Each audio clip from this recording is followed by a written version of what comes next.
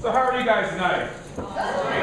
Alrighty. Well, tonight I have a rare and wonderful treat for you. This whole year we have been working on a wonderful play called Township 6, Range 15. And what this is about is a little tidbits of the history of North Olmsted.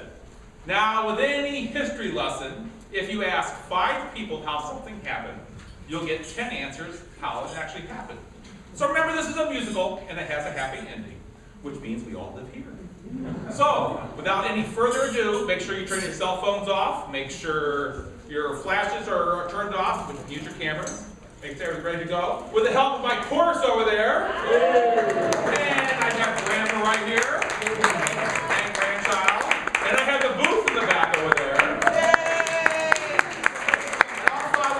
A couple of extra contributors, the Historical Society for those videos that we have here. Also, I'd like to thank the Bicentennial Commission for helping with the play and being a sponsor of us. So, without further ado, I give you Township 6, Range 15.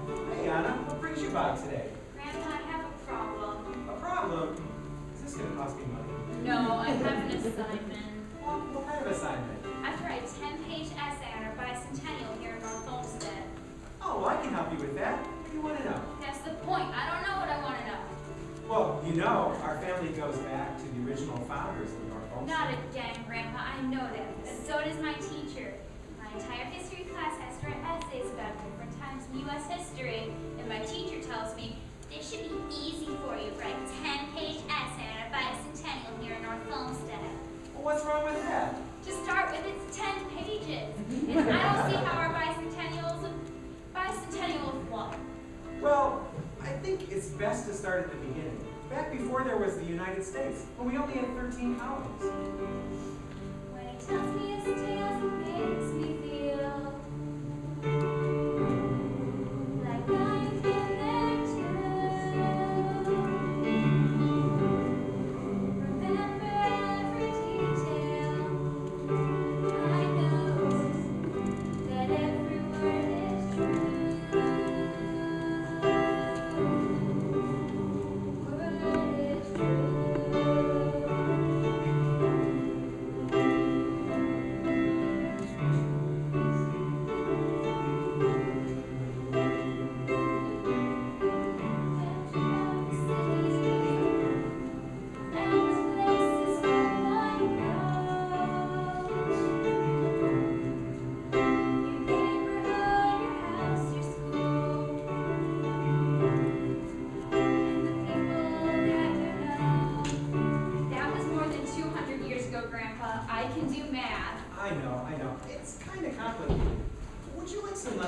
Because this is going to take some time. How much time does it take to explain a bicentennial?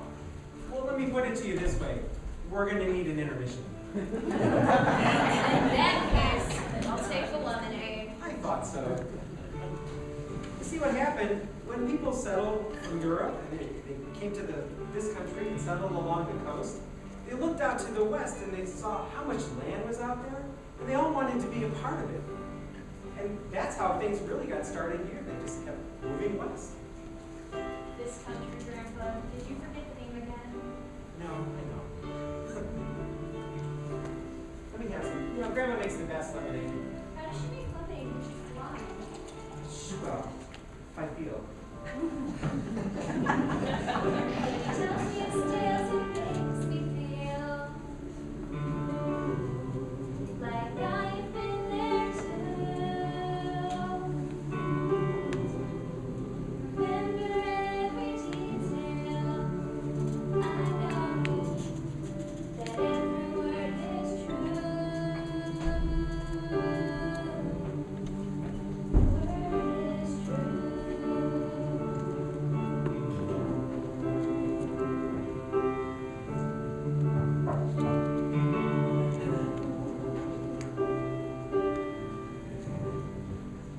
So our history really begins with the colony of Connecticut.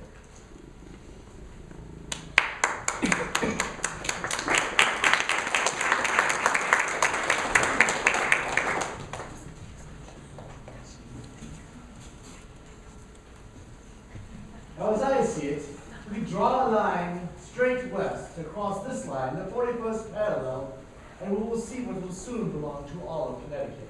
How do we accomplish that? Well, I've sent a letter to England requesting that that land be allocated to the Connecticut colony. Good luck. We don't care for their king very much anymore. That's why I left there. Get here! Get here! Get here!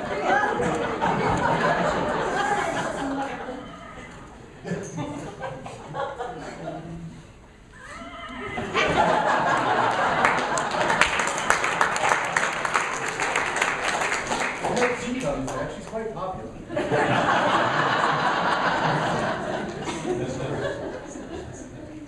Well, after a lot of negotiation, And sucking up.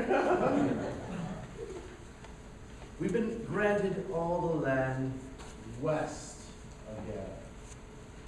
Does anyone know how far it goes? No one knows, but one thing I can tell you is we're going to continue to settle and build. Well, if this grant from King Charles II verifying our claim, nothing can stop us from going now. Quite true. So that all can benefit. We're reserving land out west for the new Connecticut. The new Connecticut. No one can estimate. No one knows how much we're gonna grow in the new Connecticut. They're still exploring and adventuring out west. Our colony grows every year, you know. And in farms and wealth out there, prosperity is everywhere. We'll have real freedom if we go Get here! to the new Connecticut, the new Connecticut. Nothing can stop us now in the new Connecticut.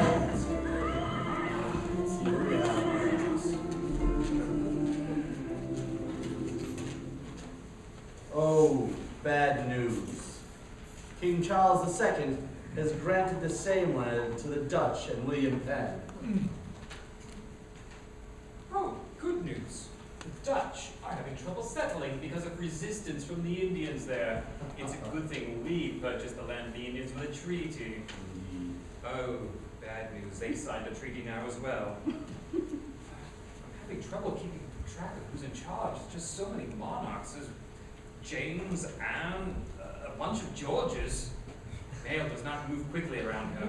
That's very true. Wait! I have wonderful news. King George... Which one? King George III has confirmed our claim to the west. All the lands to the west. 1771 will be remembered as the year the Connecticut secured its power to the west. What we're going to do is we're going to build the town, Westmoreland, in Penn's territories. Connecticut, we're hanging in there yet. All the land that we deserve in the new Connecticut. The new Connecticut, with the blessings of the Brits.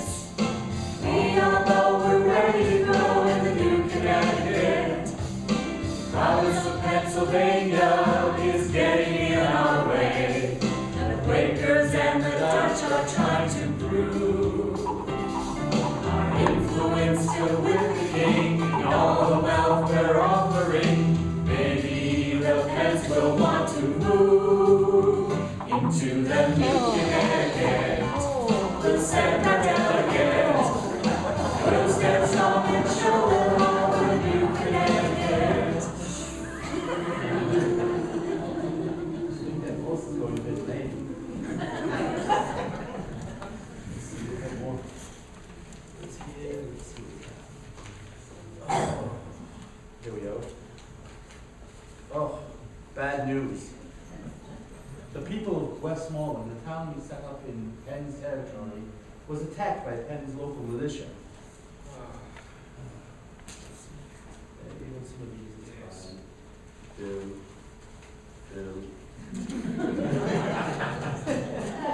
I may already be a winner. 10% off Boston tea. Oh, here's one. Oh, more bad news. It appears since our country signed the Declaration of Independence, our relationship with King George may not be going quite the way we hoped. It seems the new Continental Congress may not agree with our original proposal. Well, I have bad news and good news. Go on. The bad news is the Continental Congress has upheld the claim by Pennsylvania. But the good news is we still have the claim for all the land west of there.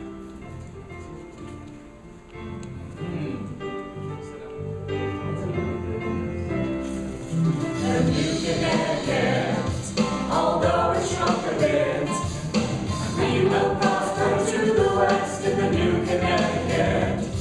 The new Connecticut, all the land that's west of it, grow and show our freedom in the new Connecticut. Although we're still exploring how far our lands extend, our will is strong, prepared to pass the test. Our state is battered and in debt, we still have the promise yet of all the opportunities out west. In the new Connecticut, as a state we can commit, all we can to make it strong, the new Connecticut.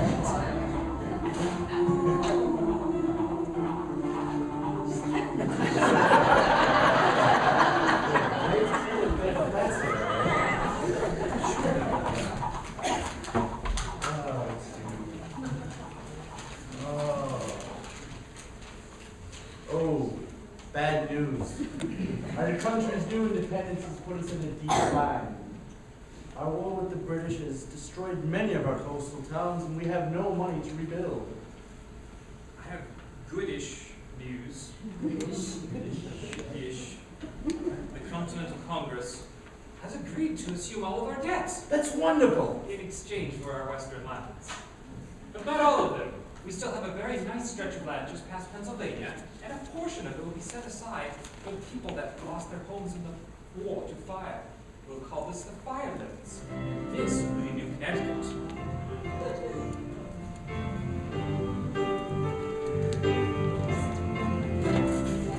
The new Connecticut, we can say it's definite. At least we have a bit of land for New Connecticut. The new Connecticut, the new Connecticut. Our state is so much stronger now, the new Connecticut. Western tribes of natives might try to slow us down, and Pennsylvania's plainly in our way. Here's at last our debt is gone, now we can start moving on to promote the one and strongest state. To the new Connecticut, may not be the perfect fit. Smaller but much stronger now is the new Connecticut. I don't believe having two Connecticut's with Pennsylvania in the middle is really going to work out. Not the way we're expanding and growing. You know, it's not fair. We were settled 50 years before Pennsylvania. They got their paperwork in first for statehood. Now shut up. Fine. You know, we still have all the land just past Pennsylvania. And I hear they're setting up a new state there called Ohio. Ohio. That's an interesting name. You know, we could sell the land there and use the proceeds to pay for education here in Connecticut. That's a wonderful idea. What we'll do is we'll circle around, we'll gather up investors, we'll sell the land, and we'll take what we can get for it. Excellent idea. Wish I thought of that.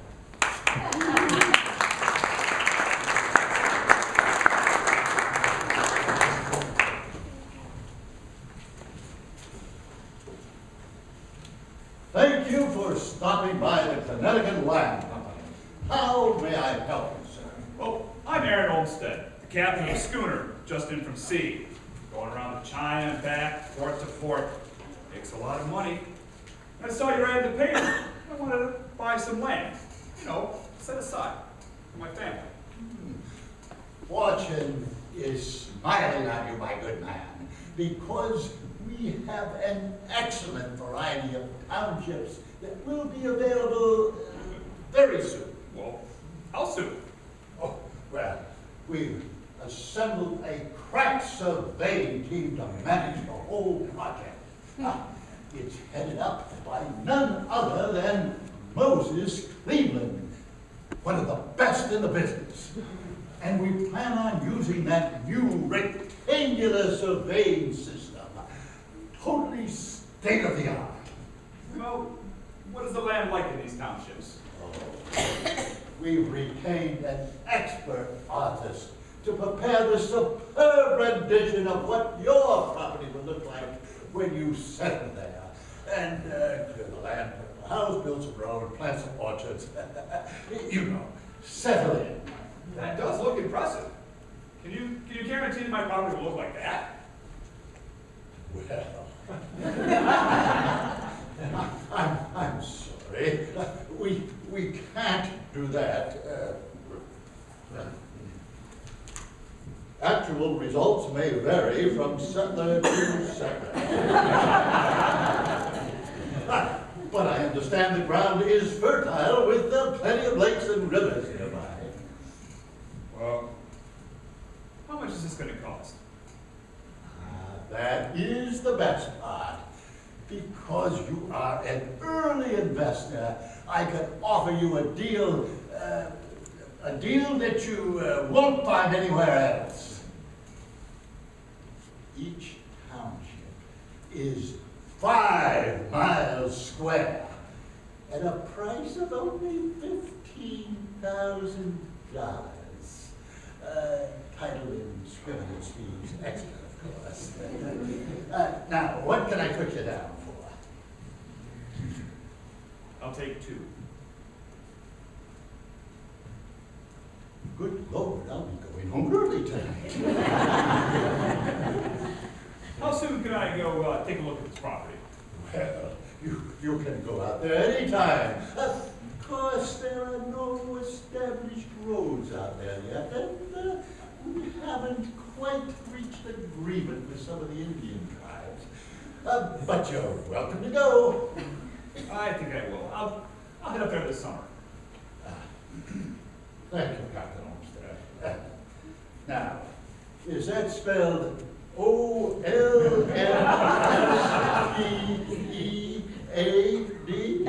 No, it is Olmsted. I spell it wrong all the time. It makes me nuts. Whatever you say, Captain Olmsted. And thank you for your investment in the Connecticut Land Company.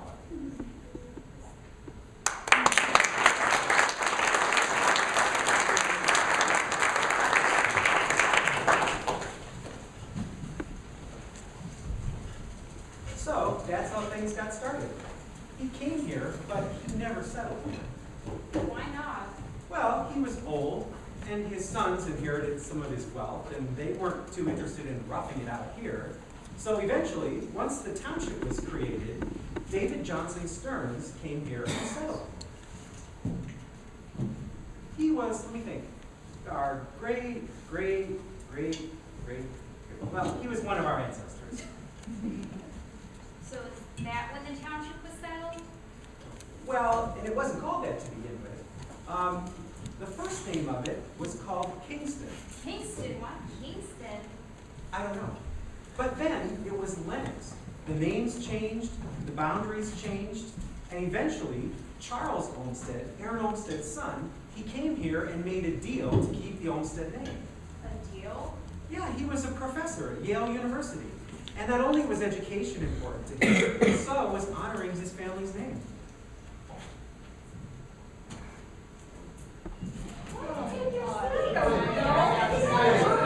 Well, I always say, you just can't come and grab someone's chair like that.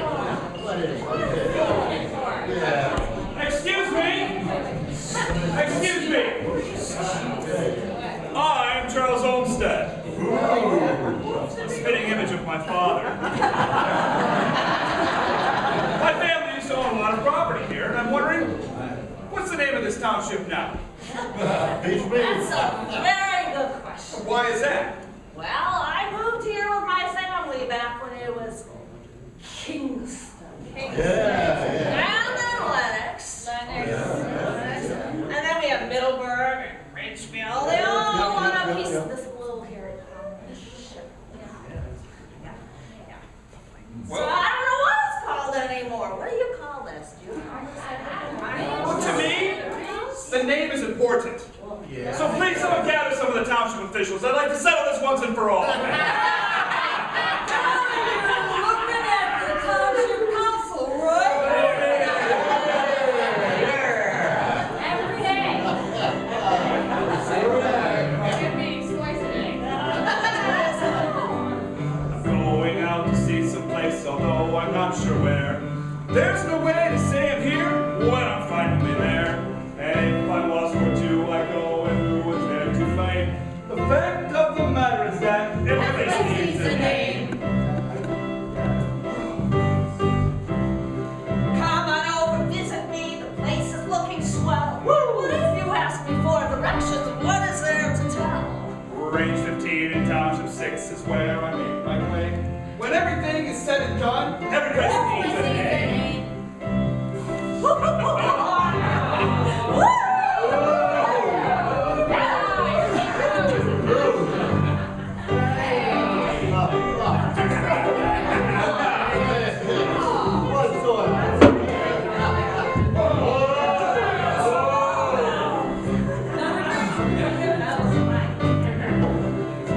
Given you can name a place, the choices have I got. Name it for the first one here or the biggest lot. Name it for the richest person who's got their claim. It's not easy, but it's true that everything needs a name. I can name for my dog, my daughter, or my son. Name it for the Indians I trouble picking the one. Everyone has suggestions, to me they're all the same. But for me to tell you where I stand, everyone needs a name.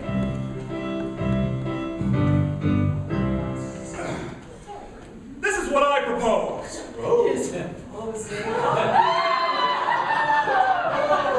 I have brought 500 books today with me here from Connecticut to start a library. Can you read?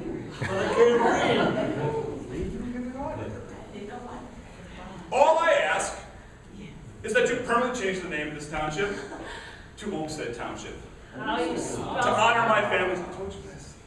To honor my family's name. Well, that sounds reasonable to me. All in favor say aye. Opposed say nay. Nay. What's with you? Well, if you've got a way I can get her home, maybe I'll change my vote. Well, let's see. If you do it today, I'll throw in my ox cart as a special prize. It's unanimous. The motion is carried. And we'll have one of the first libraries west of the Allegheny Mountains. Mr. Olmsted, I think we have a deal. I can gladly say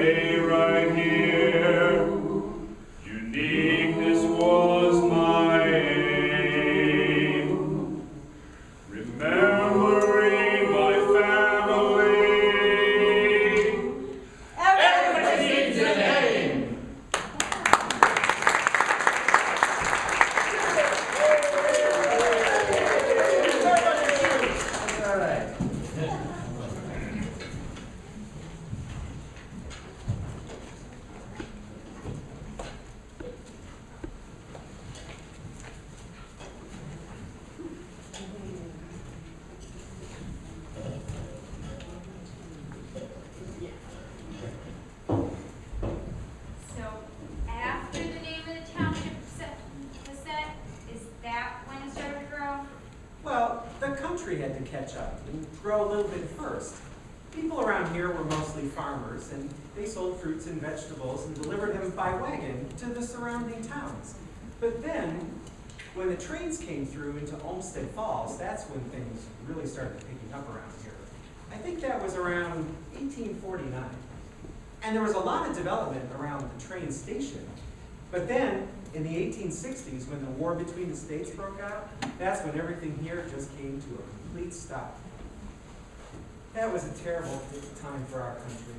The war between the states? Well, you've heard it called the Civil War. Any men who were capable of fighting, they joined the Union Army and went down south to fight. In fact, your well, one of your grandpas, he was only 20 when he joined the 8th Ohio Volunteers, and he ended up serving for 3 years. If all the men were sent to fight, who took care of things back here with the farms, the animals, the orchards? The women. The women had to run everything while the men were gone.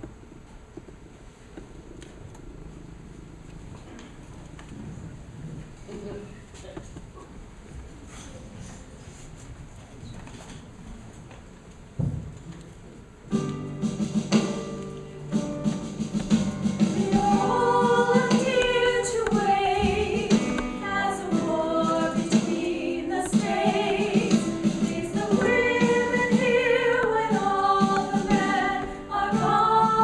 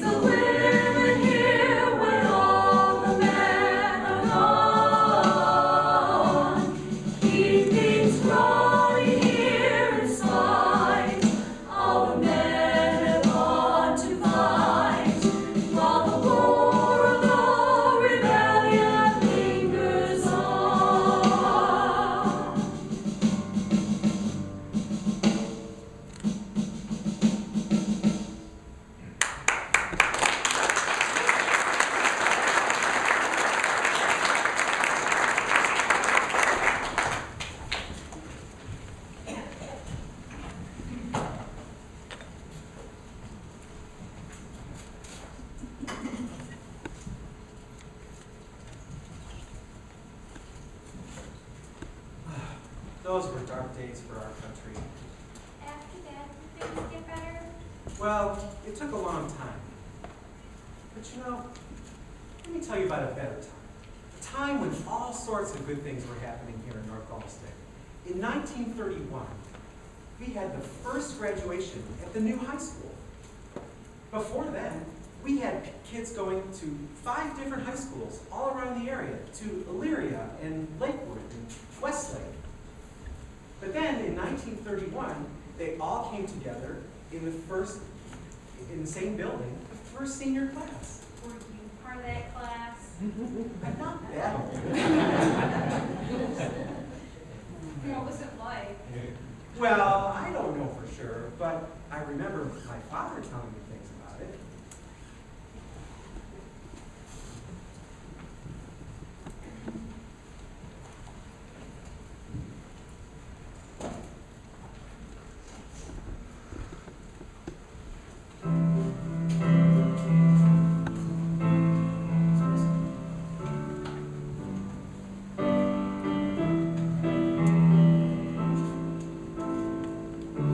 North Olmsted's 22 years old. New high school we then ride. Prepare to bring our students back. One final year unite. 5 high schools combined. A class of 25. One final year had come to share this moment in our lives. North Olmsted class of 31. When our senior year is done, different pathways will go down. Leave our mark on the timeline of our hometown.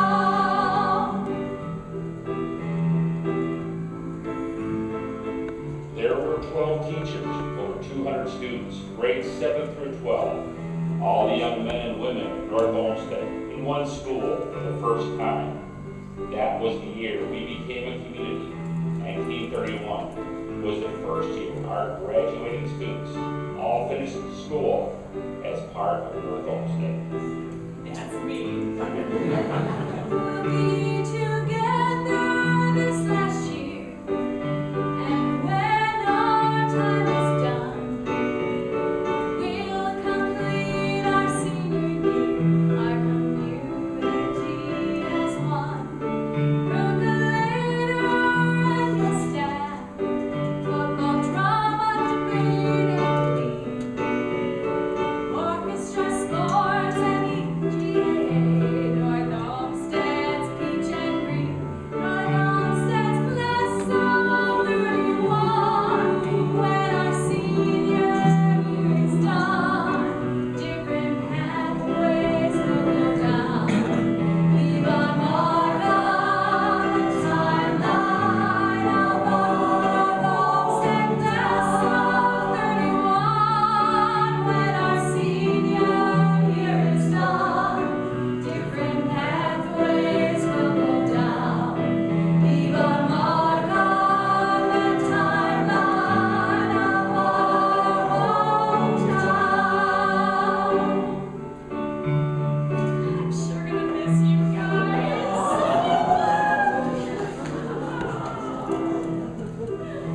He's my boyfriend.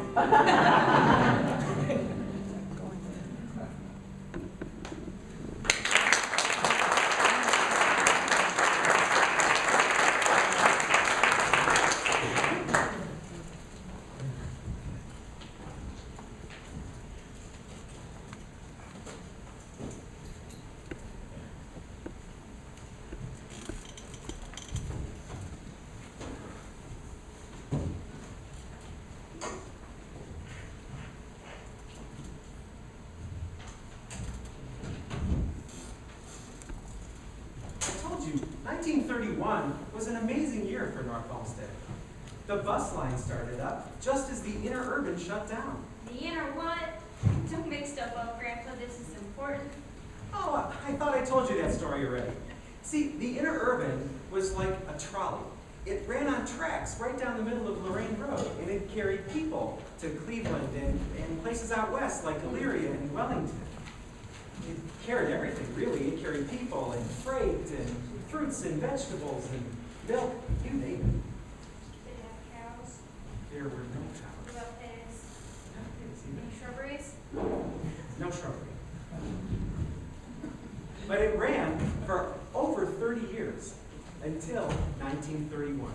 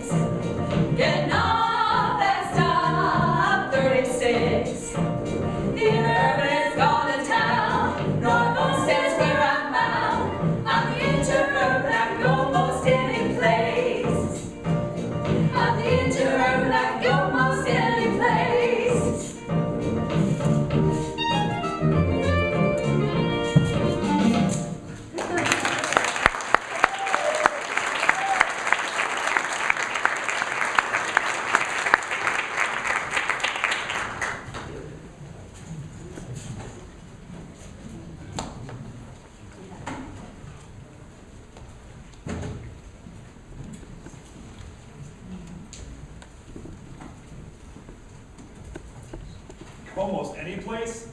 Not really. It was down yesterday for maintenance on the tracks. Nobody can get into Cleveland when the tracks are down. Hey, what's going on with the tracks today? Oh, plenty. Let me tell you. I mean, right now I'm just going around checking the tracks and the switches, but there's a lot going on. I mean, we got all that heavy freight coming through here now because you guys are getting so much fruit and vegetables, got the heavy trains. They're splitting the tracks. Splitting the tracks. They're made of iron. How does that even happen? There's more freight coming through here than I ever saw when I was growing up. Back then it was just passengers. Well, yeah, but you know, I'll tell you what's going on. I'm not sure how much longer they're going to keep this going. I mean, they're selling off cars left and right. Most of the tracks to the east have been sold off. They're getting rid of everything. I don't know. I think they're planning on shutting this down within the next year, and I'm not really sure they're planning on putting anything in its place. People depend on this to get to work every day. Well, it was it's the bank crisis. They have no money to invest, and they don't want to unless they really have to. Those new automobiles aren't helping much either, I'm sure. Cutting into your business? Well, not exactly the way you'd think. You see, what they try to do is they try to go along the tracks there, and they get stuck in between them.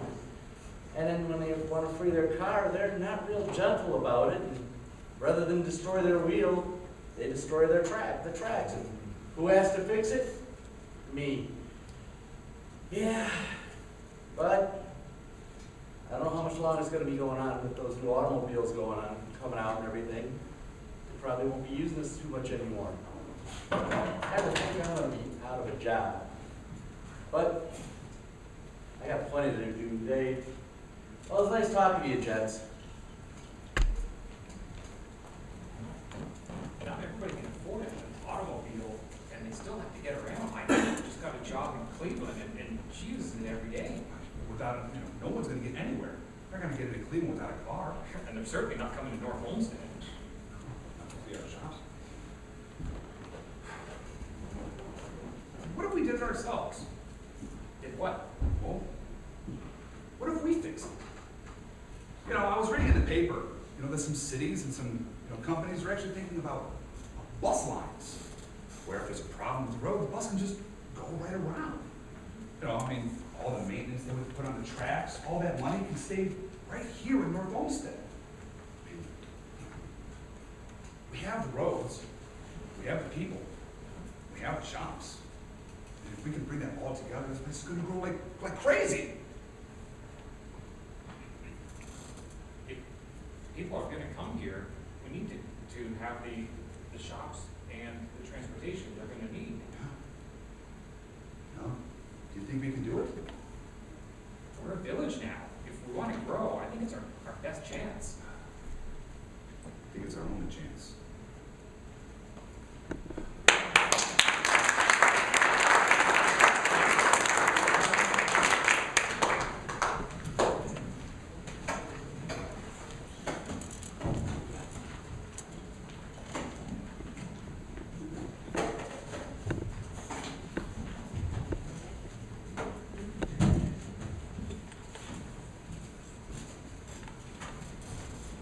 Is that when they made the bus line?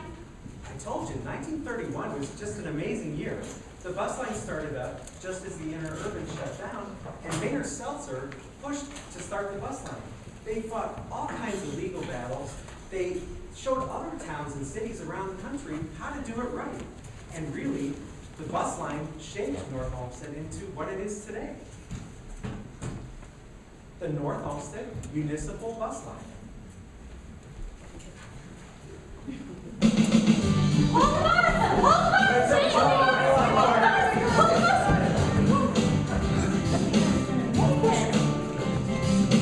Going downtown, gonna take a bus, catch a ride without a bus. No more interurban, just NOMBL. NOMBL. 1930s started at the time of teddy bears and liquor laws. The Great Depression lasted an entire decade, but it didn't keep everybody down. Prohibition ended and W.C. Fields could not have been happier. Take this time to hear my sermon. Grow this city, we're determined. We don't need that interurban. NOMBL. NOMBL. In the mid-1940s, after the war, was a real time of growth in North Olmsted. It was a population explosion. All the city raise your gun. They shut down and we start up. The interurban calls it quits. We don't seem to mind a bit. Gotta catch this downtown ride. I can feel that green coach glide. Rail cars jerk from side to side. NOMBL. NOMBL. In the 1950s, they hop a bus in North Olmsted, take it downtown, and listen to some rock and roll. We'll provide transportation to the Great Lakes Exposition. Convenience, free definition. NOMBL. NOMBL. The 1960s, what I remember of it, the Great Northern Theater opened with its ruby golden curtains. All the city raise your cup. They shut down and we start up. The interurban calls it quits. We don't seem to mind a bit. 1970s gave birth to feminism and liposuction and diet beer, light beer. Lead to stranger things when the cops come round again. Take that bus straight up the rank. NOMBL. If the engines of fire burned our bus rides down, pursuit of better drive roads on the very same ground. Ever since the wagon train, transportation's been a pain. There's no need to complain. N-O-M-B-L.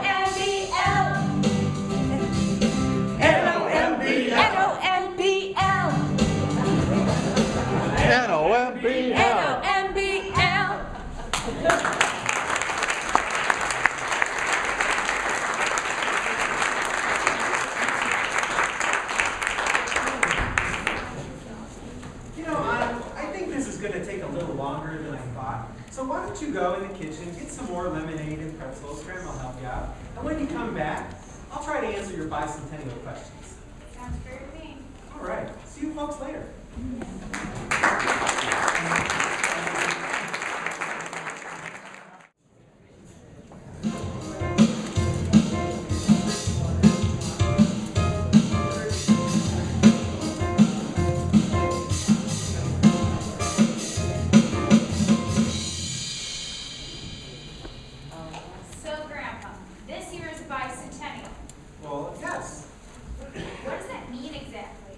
Bicentennial is when we celebrate 200 years after something important happened. So it's 200 years after what happened? It's been 200 years since David Johnson Stearns settled here and built a house over on Lorraine Road. What's a bicentennial? What does it really mean? 200 years since it went down, something worth remembering. 200 years on the sometime seems like so long ago. Seems to me it's supposed to be something I should know. Response, years past, periods of time that have gone by, reasons for us to celebrate. Response, years past, periods of time that have gone by, reasons for us to celebrate. Yeah, you guys don't belong here. Where's the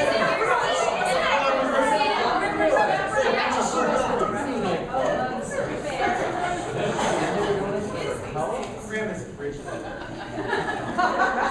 else ever lived here before that? Well, Indians, of course, and a few explorers and surveyors, but they never stayed. So it's been 200 years since someone, David Stearns, settled here. That's right. So when did North Olmsted get started? 1909. That was 105 years ago, Grandpa. You mean we missed? We missed The Centennial. I'm afraid we did. We tried to celebrate though, but we didn't do too much. What's a bicentennial? What does it really mean? 200 years since it went down, something worth remembering. 200 years of sometime, it seems like so long ago. Seems to me it's supposed to be something I should know. These months, years past, periods of time that have gone by, reasons for us to celebrate. These months, years past, periods of time that have gone by, reasons for us to celebrate. You're gonna get like dirt all over the carpet. We're gonna have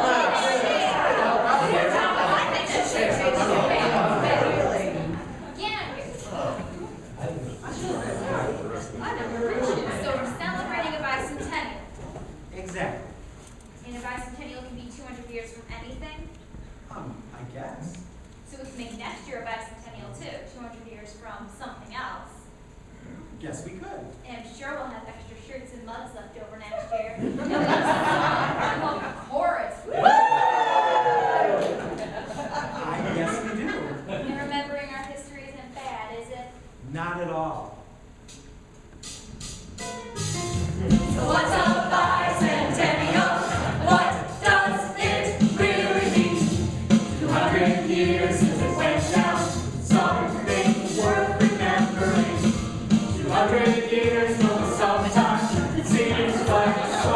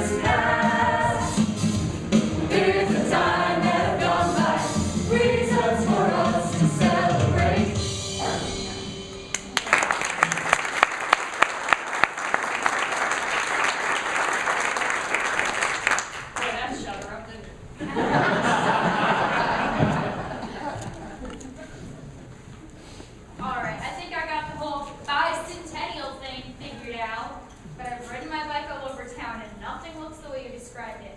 Why not? Oh, well, progress. You see, after the bus line went in, we had a depression, and we had World War II, and then in the 50s, people started moving in. They had new houses and good jobs and young families and new cars. And you know what they wanted to do? They wanted to go shopping. Now that sounds more like the North Olmsted I've seen. Did you know that at one point a stretch of Lorraine Road was listed in the Guinness Book of World Records for having the most restaurants within a mile radius? Around that? Well, I think so. We were trendsetters.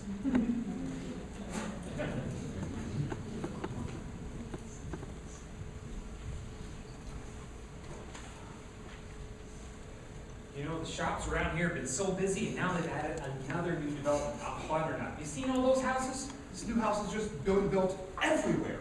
Perfectly good farmland being turned into houses. Just take some of that land, maybe some stores or something.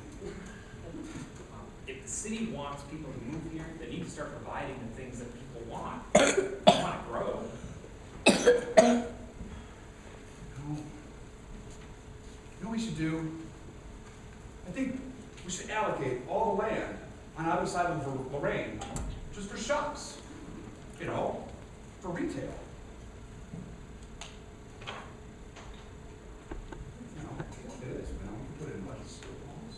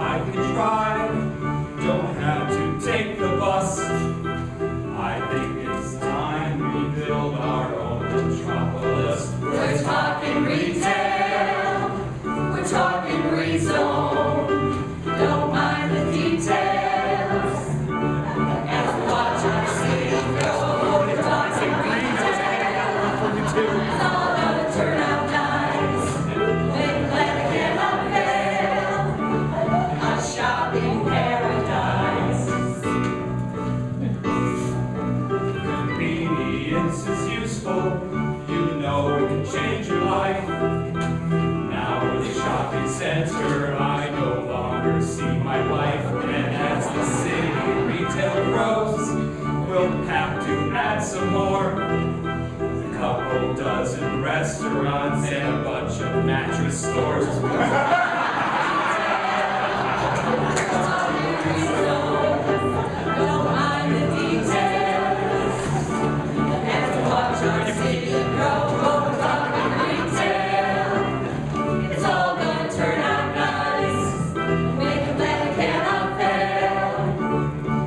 Shopping paradise.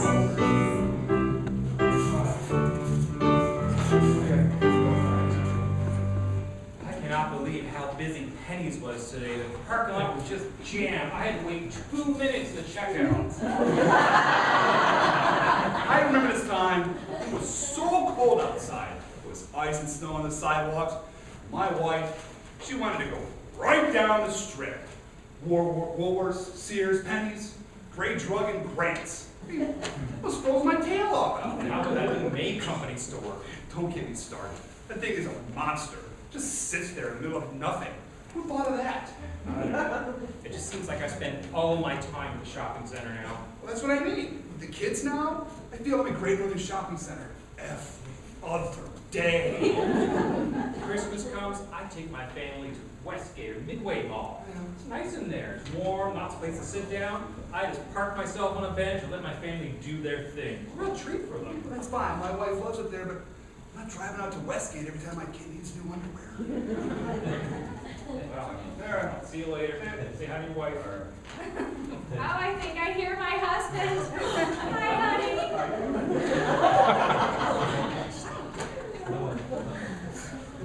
You know, I love having choices at the shopping center. Oh, me too. You know, my husband, though, all he does is complain about being bored and tired. Well, I have to tell you, my husband took me to the shopping center, and it was so cold, I was freezing. But he wanted to go to every single store. I found everything I needed at the first store, but he just kept on going. Oh, and you know, we even went to that May Company, which is all by itself. He just looked at me and said, "This is dandy." You're such a great husband. My husband took us to Midway Mall before Christmas, and all he did was sit on a bench. He didn't even walk around. You know, we really could use something like that here. No kidding. Talk to you later. Okay. It's cold outside, don't want to shop unless you take me out and drop me off at some fancy mall like Midway or Westgate. Our country's 200 years old. I think it's time that we should grow. Get North Olmsted caught up with the rest of the world. We need a mall. We need a mall. We need a mall. We need a mall. Temperature controlled year-round, spring, summer, winter, fall. We need a mall. We need a mall. We need a mall. We need a mall. With a couple of anchor stores, we will shop them all. Neighborhoods all start to grow. People lining up to go to Great Northern Mall. We're going to have to grow some more. We'll add a few more stores and then we'll add even more again. There's just no denying that people love a mall. We have a mall. I'll show you what I got today. We have a mall. We have a mall. Look, I did. Temperature control. Your routine is all you bring to wall.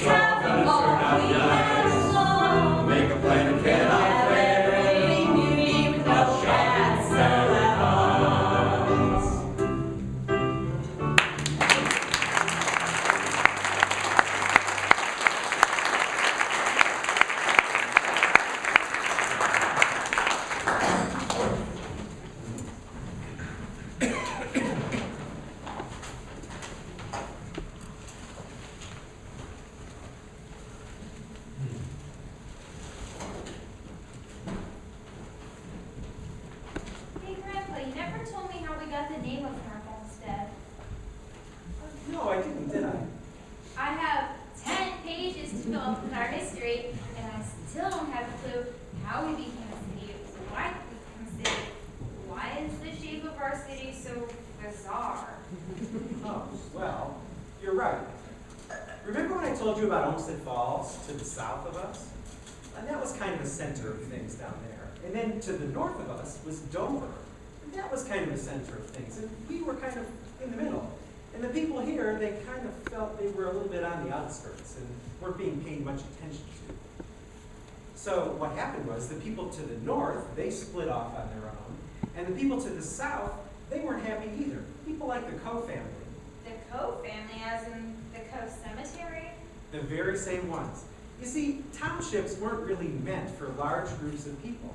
So what happened was they decided that they needed to kind of split things up a little bit. And what they did is they just started talking.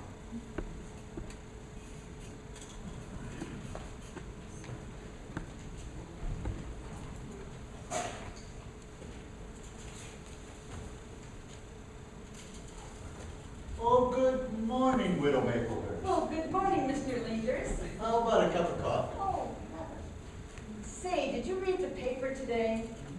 It looks like the Chicago Cubs are going to win the World Series this year. You know, I wish our Cleveland Nats could be that good.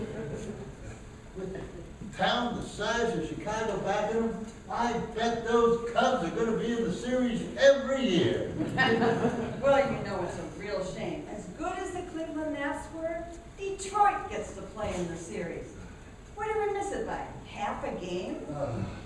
What in thunder is half a game? How do you lose by half a game? Well, that's baseball. Oh, I guess. You know, I have to go into Olmsted Falls today. I need some help getting the road by my farm fixed, and I'm hoping to get the attention of someone at Town Hall. Well, you know, all our roads need some repair. When it rains, they are a mess. I tell you, it's time to split away from those guys. What difference will that make any? Well, you know they never supported us. What do you mean by that? They've always called us a bunch of know-nothing farmers. Excuse me, what are you guys talking about? I say it's time to split this township up and split away from Olmsted Township and those people in Olmsted Falls. You think you have problems? Oh, we do. Ever since the railroad built a station there, they treat us at this end of the township as second-class citizens. That's not exactly true. They treat everyone that way. Let's ask the folks in Berea. Oh, I just say this is time. The time is right for a change. You should talk to the council of Dover. They redefine arrogance. They're that bad, huh? Oh, at times they act as if our end of the township doesn't even exist. Well, our township takes our taxes and uses them any place else but here. I say it's time we do something to fix this and to keep our tax dollars in our end of the township. You know, you got that right there.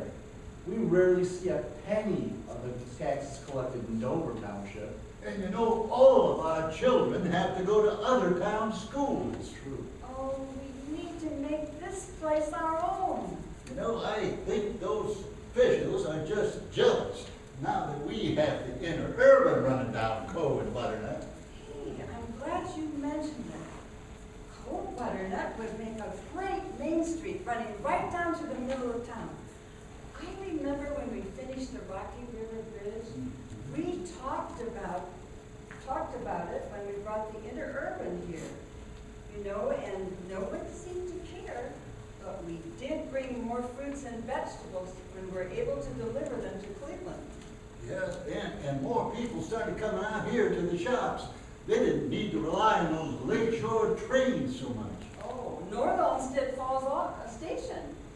And you know, I hear tell that those new Ford Model Ts are going to put all the trains out of business. Well, maybe, but we need them for now. But you know, we have this nice little main street. You know, we should join our two properties. You know, make our own little town separate from the obnoxious people to the north and to the south. Well, that sure would be good if we could make it work. But what would you call Jimville. South Dover. Oh, you kidding? That sounds like something bad just happened to you. Oh, I just got sound over. Hey, you know, when they told us that we had to build a post office here because we were too far from Olmsted Falls, they called this office here North Olmsted. We could use that. Oh, North Olmsted. Village of North Olmsted. I like that. Let's do it. We'll get people from both townships together and we'll see if anybody would like something better. Petitions. Yes, petitions. And we'll make this place our home. And we'll welcome anyone who wants to come in. Very good. Very good.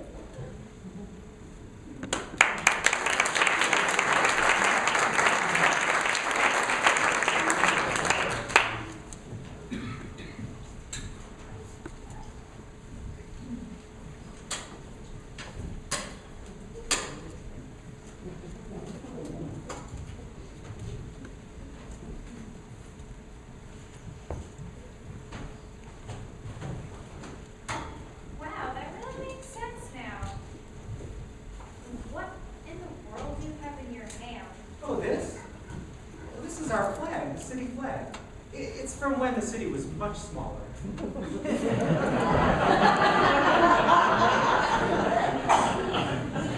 Flag? We do, and we have a seal too. Okay, why? Well, I think having the flag and a seal gives something people can identify with. Does every city have a seal on the flag? I don't think so. Well, at least I don't know of many that have both. I guess it's just one more thing that makes us unique. It is.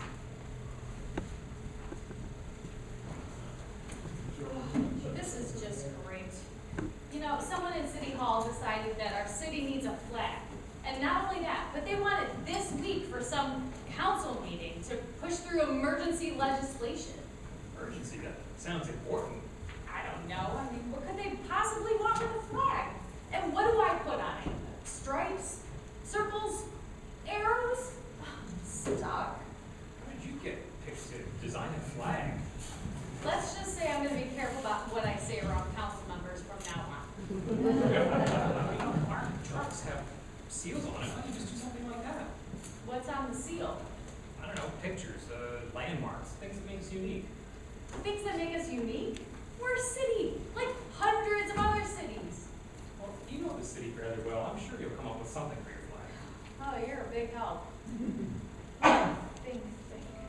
Wait, I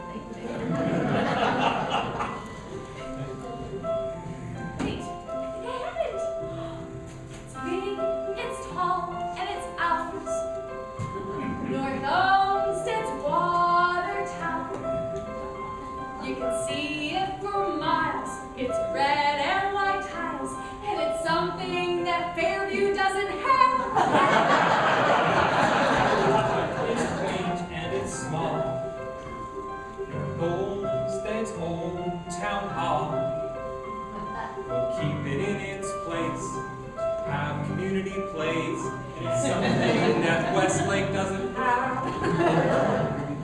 Flag and a seal, things that make us real, something that every city needs. A seal and a flag, something that we have for the image of North Olmsted to succeed. Another thing to represent us. How about a picture of a bus? One of the first round here. It ran on time for years, and it's something notes that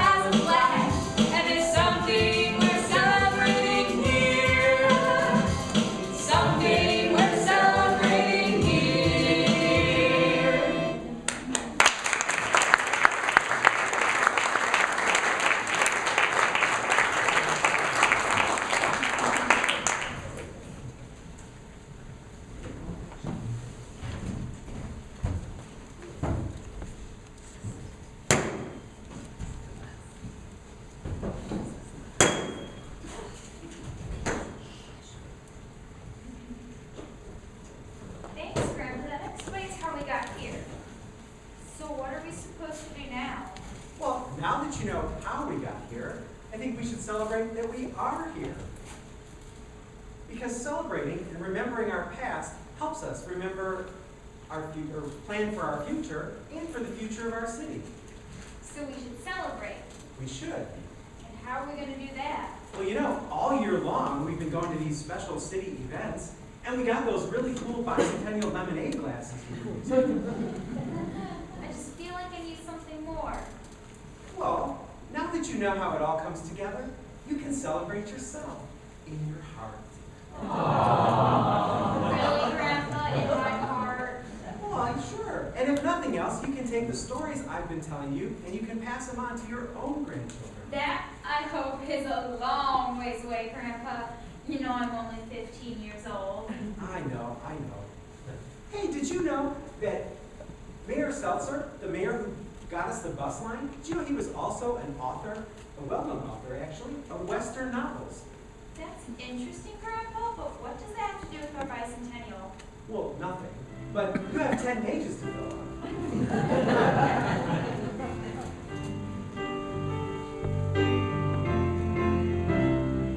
It's our bicentennial, our bicentennial. Banner on Olmsted year, our bicentennial. It's our bicentennial, hear our testimonial. Celebration of the year, our bicentennial. The years that we've been counting have gone by so fast. It's easy to forget from where we came. We have a celebration. Look back 200 years. At least now we know where we got our name. It's our bicentennial, our testimonial. Music and performers like a history festival. It's our bicentennial in this little old town hall. Our restored portrait of our bicentennial.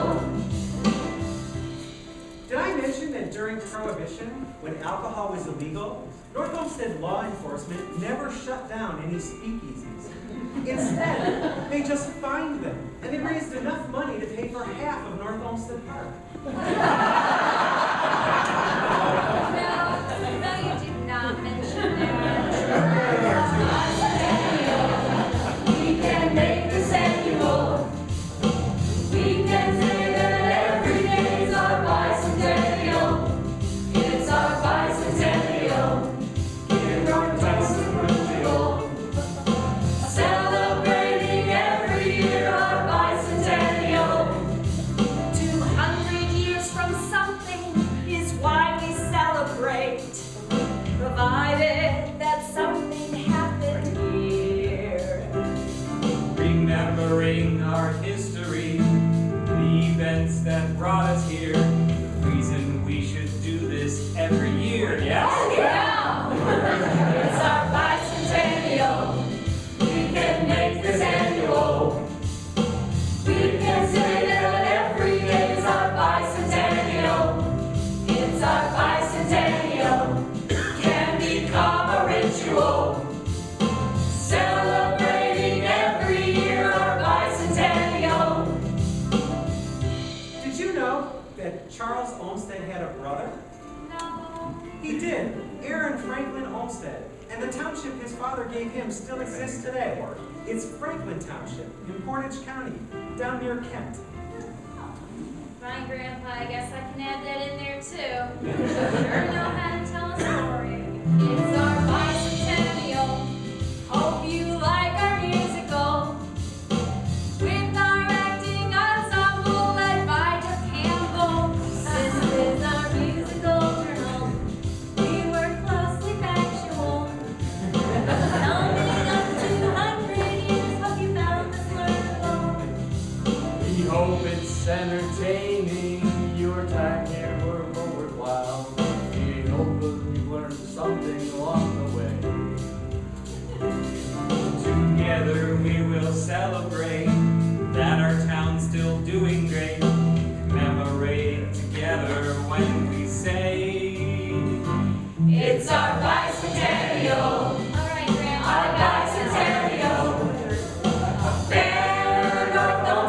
year our bicentennial.